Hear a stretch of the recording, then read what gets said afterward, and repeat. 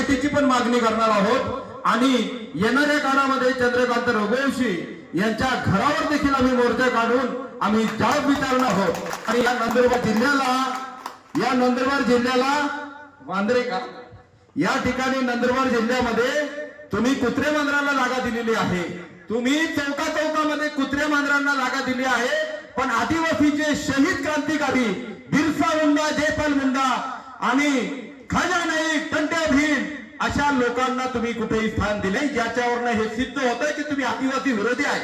म्हणून आम्हाला या ठिकाणी आदिवासीच्या जमिनीवर तुम्ही जो म्हणजे जमिनी बळकावल्या, तुम्हाला बेदखल केल्याशिवाय आम्ही सुद्धा राहणार नाही।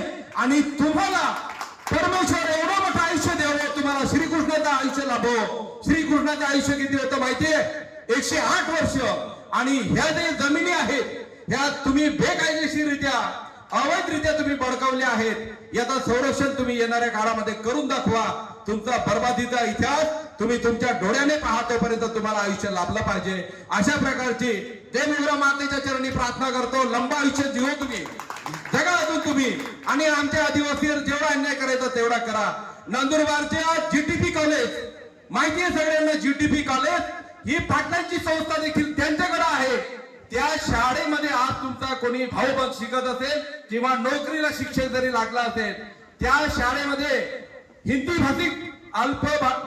भाषिक अल्पसंख्याक दर्जा प्राप्त करून घेतलाय।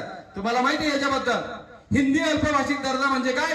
येणाऱ्या भविष्यामध्ये तुमचा नंदुरबार जिल्ह्याचा एकही माणूस नोकरीला लागू शकत नाही, ज्याची हिंदी भाषा आहे, हिंदी भाषिक आहे, तोच माणूस त्या ठिकाणी नोकरी करणार। या महाराष्ट्रामध्ये आमची भाषा मराठी आहे, मराठी भाषा इथं महाराष्ट्राची असताना तुमच्या संस्थेमध्ये नोकरी करणारे जे प्रोफेसर असतील, शिक्षक असेल, त्यांना शासनाकडून कुठलंही अनुदान आम्ही घेऊ देणार नाही भविष्यामध्ये।